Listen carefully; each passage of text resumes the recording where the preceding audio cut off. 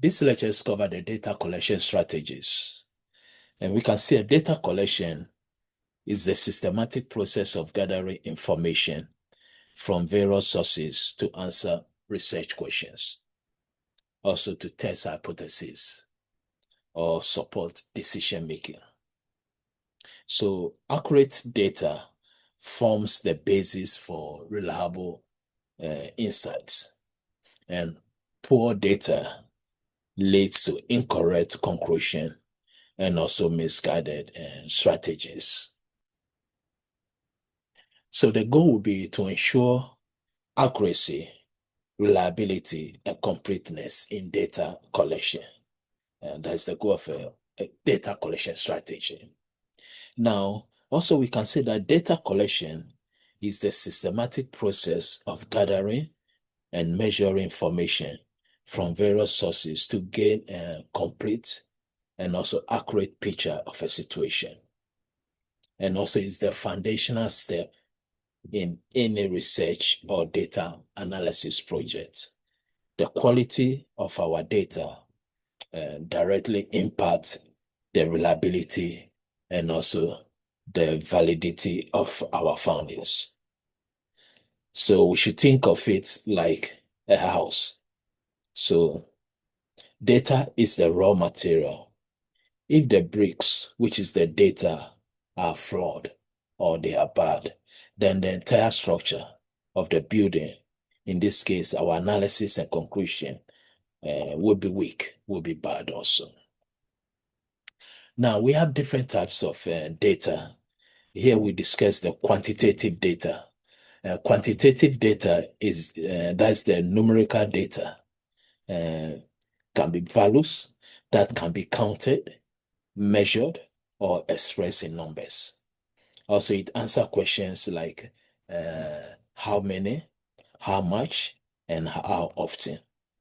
Example again can be age, height, temperature, survey ratings on the scale, let's say from 1 to 10. Now, qualitative data is a descriptive or non-numerical data that provides insight into thoughts, feelings, and experiences. It answers why and how questions. So example can be interview transcripts, focus on the group discussions, open-ended survey responses, and observation of behavior. So example we can give next will be the primary data. So data you collected yourself. Again, this will be specifically for your research. So primary data is data that we collect. We went to the field and collect ourselves for our research. This provides a complete control over the data collection process and data relevancy also. So example will be we are conducting a new survey or running an experiment or performing one-to-one interview. Then we have a secondary data. So a secondary data will be data that has already been collected by someone else for different purposes, but can be used for your current project. So this can be a very, I would say, cost-effective, and also time-saving also. So example would be a public government data set.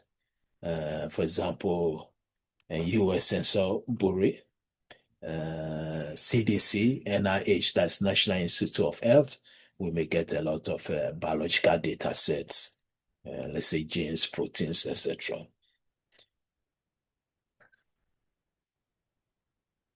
So next is the data collection strategies we can use. The first we mentioned will be the survey and questionnaires. So this is widely used for, again, for structured data, widely used for structured data.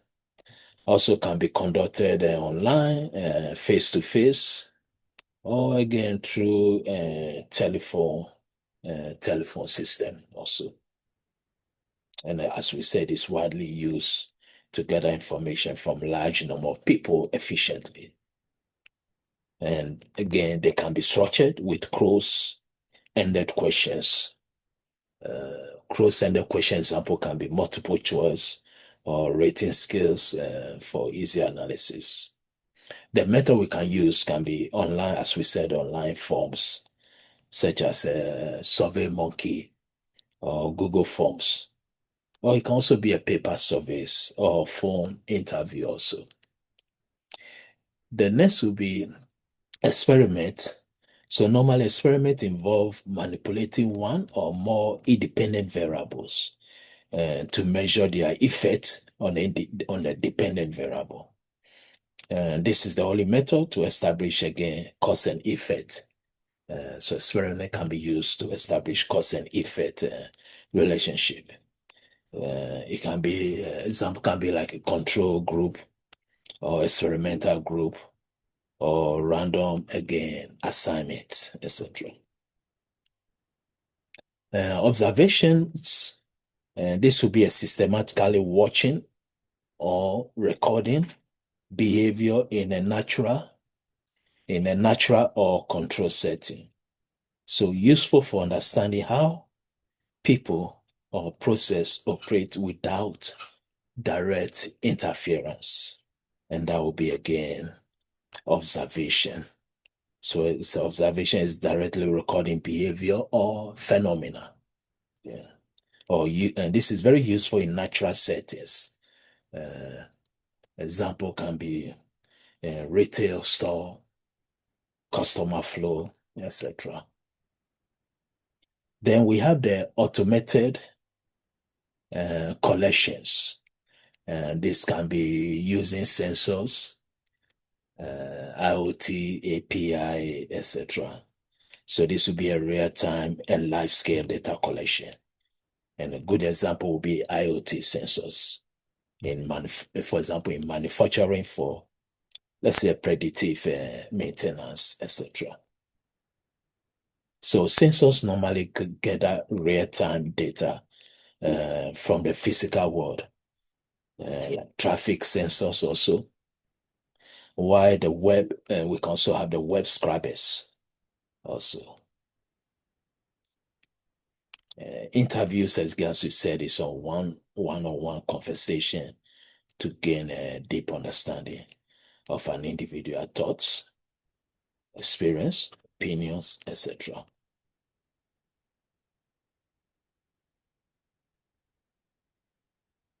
So next is the strategy for collecting diverse data sources. So here again, we may use the concept of multi-source integration. A multi-source integration means we can combine data from different sources to create a more comprehensive view. For example, integrate a customer feedback from surveys. This can be a qualitative with their purchase history, and this can be quantitative to understand why they buy again certain products.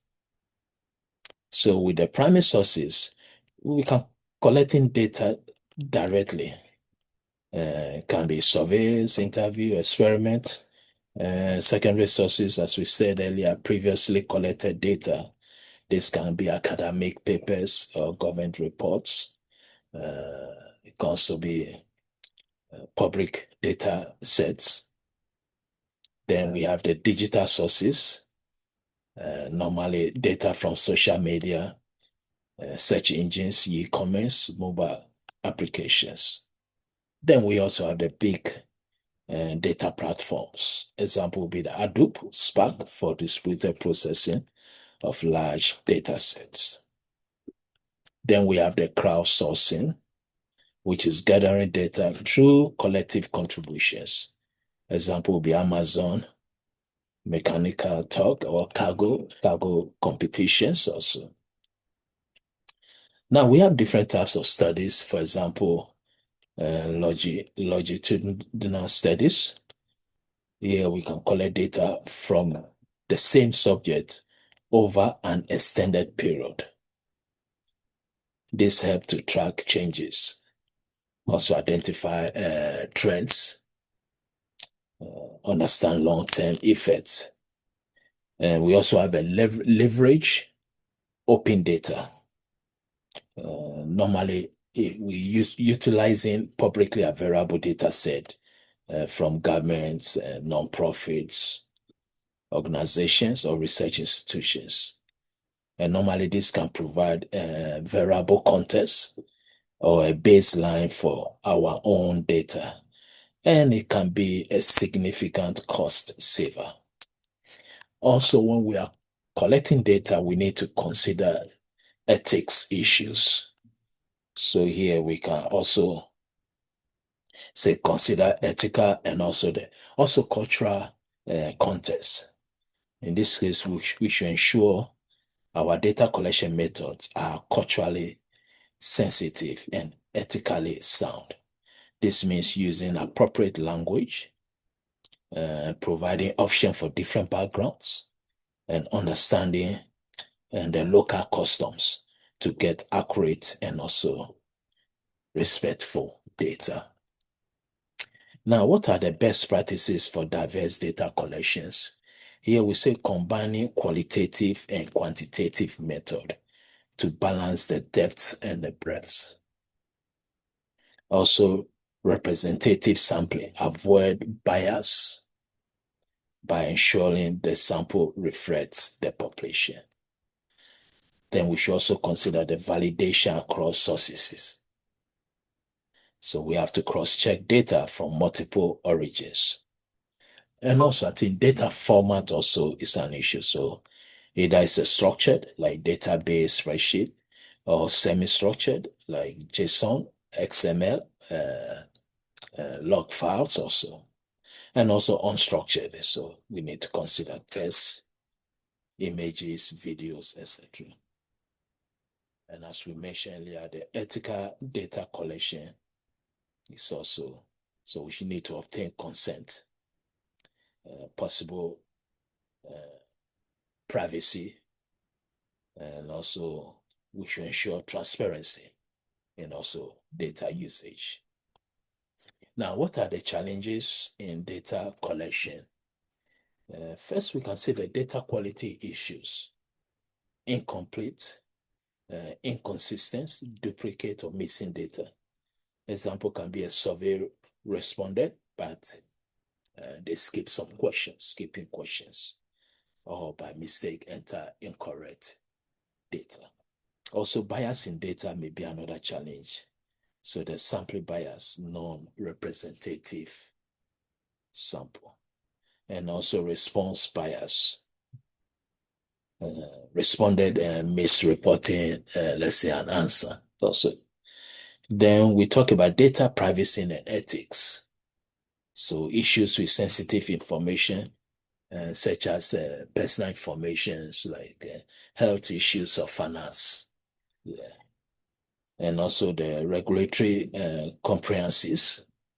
We have GDPR or HIPAA in US. GDPR is in Europe, then HIPAA in US.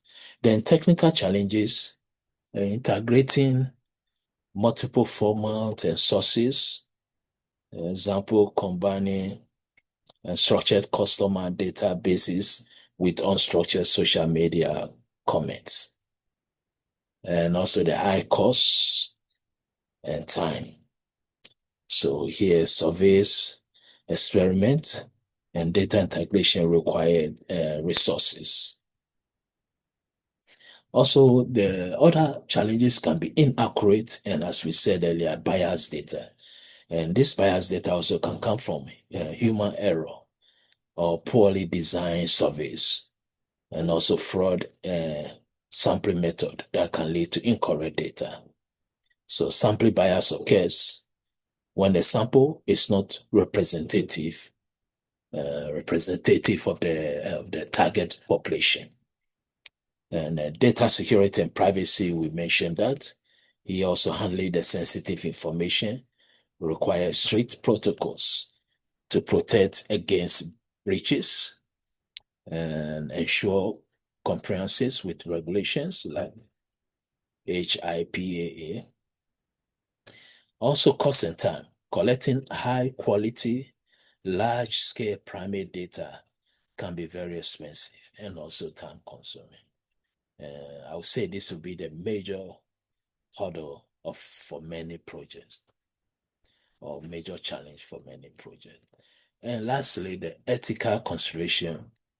As we said earlier, also we should respect the participants' rights, ensuring privacy, obtaining informed consent is very critical. Misuse of data can lead to serious legal and ethical repercussions. So what are the solutions to data collection challenges? So first we mentioned the data cleaning and validation. We should use pre-processing, error detection, and also imputation techniques. With the bias mitigation, we should apply random sampling, stratified sampling, and diverse recruitment methods. Most of all these concepts, again, we have technology, for example, even a Python or R program provide us a lot of packages or library files that we can use for data cleaning and also validation. Then privacy compliance also. So we need to ensure adherence to legal frameworks, use anonymization, and also encryption, use encryption, the data. Then we have technology integration. Here we make sure we use ETL, which stand as extract, transform, and load tools, and also APIs for multi-source integration. Then automation and scaling, we can employ AI, IoT devices, and also automated pipelines to reduce time and costs. So solution, as we said, implementing data validation checks and also quality assurance protocols during and also after data collection will be very good. Also use, as we say, using the representative sampling methods like random sampling, minimize biases also. We also discuss security and privacy also. And then cost and time will be another challenge. So we start with a small scale pilot studies to test the method before a full scale rollout will be a good idea. So we can explore using secondary data and also automated tools to reduce any manual effort. Now, we also talk about a case example. Here we have a case about collecting healthcare data from hospitals, wearable devices, and patient surveys. Here, the challenge can be, since this is again healthcare data, and the challenge can be to ensure data privacy and also compliance with the HIPAA, and also integrating the structured, which will be the hospital records, with semi-structures can be the wearable devices logs, and unstructured data can be the patient feedback data. So that would be a challenge, integrating the hospital records and the wearable device logs, and also unstructured data can be the patient feedback. Now, what will be the solution? Here we can say we can do our data privacy to protect patient identity.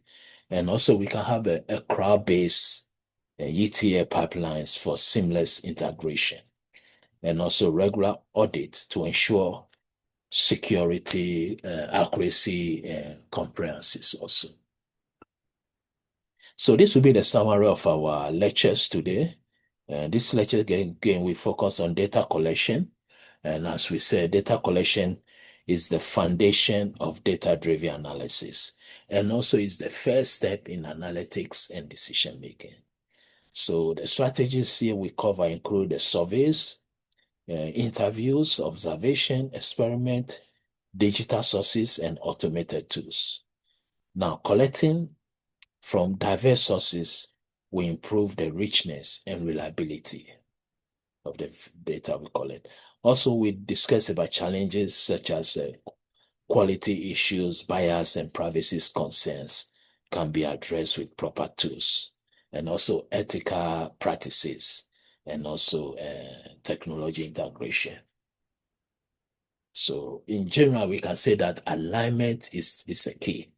So your data collection method must align with your research questions and also the type of data you need. Diversity also is strength. So combining different types of data from various sources provide a more holistic and robust picture. Now, plan for pitfalls. We should anticipate challenges like data quality, security, and cost. Proactive planning can save us from major issues down the line. Now, what will be the golden rule? Here we can say the foundation of good analysis is a good data. So investing time and resources into collecting high quality data is the most critical step for ensuring reliable and also impactful conclusions, good conclusions. Now, this even can take us to a concept of data mining. We will say that data mining, the data preparation process, that's pre-processing, transformation, feature, takes almost 60 to 80% of data mining tasks. So in our next lectures, we are going to discuss about how we can handle data with errors, or we use the term noisy data, or data with missing values, content. So in general, data preparation or pre-processing phase.